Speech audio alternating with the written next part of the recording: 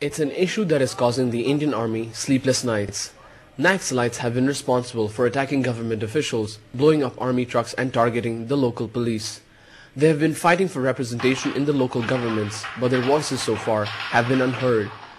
As the Indian Army and Naxalites continue to fight violent battles against each other, thousands of innocent civilians are caught up in the conflict. The Naxalites came to our village one night. They picked up my brother, took him to the outskirts of the village and killed him. They alleged that my brother was a police informer, which is not true. The Naxalite insurgency has a presence in over 200 districts in India.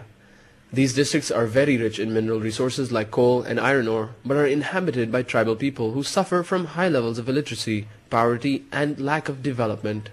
So far, about 6,000 people have lost their lives to Naxalite violence, but members of the rebel movement say they do not intend to harm the civilians. The rebels are pressing for the creation of a communist state comprising tribal areas in the state of Andhra Pradesh, Maharashtra, Orissa, Bihar and Chhattisgarh. There has been an increase in their violent activities in recent years. They have destroyed bridges and railway tracks and demolished government offices.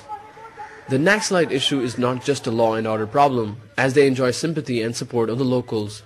Trying to brand any democratic movement leaders as Maoists. So the Odisha government, especially the Chief Minister Naveen Patnaik's administration, is misusing this also, this anti-Maoist campaign against democratic movements.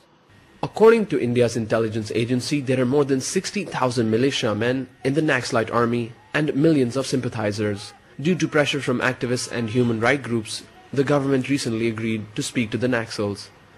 And they're using violence and force, as you can see, on a regular basis.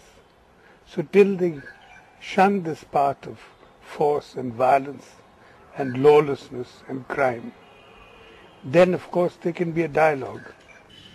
The Indian government is planning a major military offensive against the Naxalites to bring much-needed political and economic stability to the region.